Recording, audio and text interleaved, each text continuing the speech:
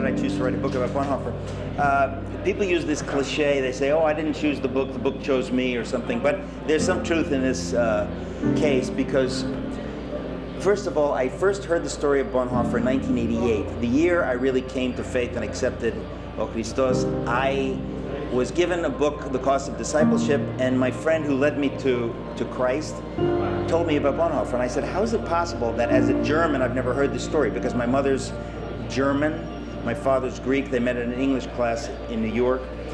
And I was fascinated because my mother's family, they were in Germany during this horrible period. My grandfather was killed in the war. He was not pro-Hitler, but like so many young men, he was drafted against his will. And I mean, that's true in his case. And I said, Bonhoeffer is a German who, because of his faith in Christ, he spoke for Germans like my grandfather. He spoke for the Jews. I mean, I was grabbed by the story as a German. And I put it in the back of my mind, and then years later, someone asked me if I wanted to write a biography about William Wilberforce. Somehow, I never thought about writing a biography ever. So I wrote the story of Wilberforce, then people said, who will you write about next? Who will you write about next? Who will you write about next? And I finally said, well, if I were to write, I would write about Bonhoeffer. So of course I ended up writing about Bonhoeffer, but just as I feel a very, very deep connection with Greece, I feel a connection with the German people because they have this history of faith that in a way was destroyed by the Nazis. I mean, it was exploded. And so there's something about the story of Bonhoeffer, many things about the story of Bonhoeffer that I thought are worth telling, and also I would say maybe not just to speak to Christians, but to reach a secular audience, that this was a hero who did something because of his faith, sto Christo. And I said, these stories, we don't have many stories like this. So that's the short answer to the question. It's very hard to say the most significant thing about Bonhoeffer, but there are many things that are significant about him. I would say the way he integrated his faith. In other words, we know, especially Greeks know, that pistis is not just what's in my mind, in my brain. It's something that has to be integrated into my life. And if it's not integrated into your life, you don't really have faith. You can't say, I have faith, but your faith is shown by your life. And Bonhoeffer was able to explore theology on the highest level, but he was also able to communicate it to pedakia and to communicate it to the average person and to live it out. So to see those things in one person, it's very rare.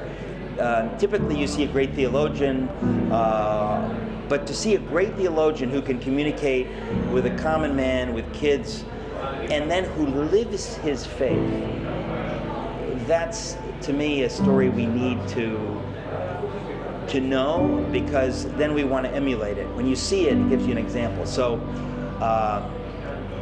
there's a lot that's remarkable about Bonhoeffer, his courage, everything, but it comes out of his faith. His faith was fully integrated. Now the thing is, people say, why haven't I heard about Bonhoeffer? Why don't the Germans talk more about that? I'll tell you why, because they're so ashamed of what happened. They almost feel that it's not polite to dare to bring up the few good examples. In other words, they're so overwhelmed with the evil of the Nazi era that they're quiet about the heroes. But as an American, I don't have to be quiet. As a Greek, I don't have to be quiet. I can talk about Bonhoeffer, and he should be talked about, and Germans should be able to lift their heads a little bit that this man who dedicated his life to Christ totally is an example. And if they want to know, how do we deal with the Nazis, how do we deal with this era, it's through Jesus. Bonhoeffer only dealt with it through Jesus. And I think that I would definitely say he's a counterbalance. I mean, he's not an equal counterbalance to the sick evil of the Nazis, but we need to know if anybody was doing the right thing and saying the right thing, who were they and why did they do what they did? Bonhoeffer did it because of his faith in Christ. The White Rose group, another resistance group in Germany, they were Christians. They did it because they were Christians. Stauffenberg was a Christian, Catholic. It's important for us to know that many of the people who did the right thing in the face of evil did so because of their faith in Christ. And so it's just something I think is, in a time of secularism in Europe and in America, we need to tell the truth about some of these people of faith.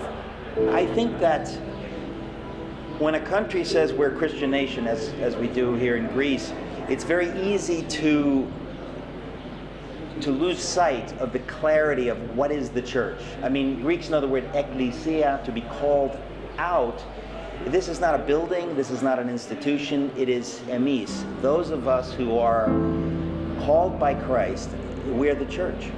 And I think that Greece needs to look outside of Greece to others like Bonhoeffer, to see heroes of the faith, heroes who gave everything to Christ.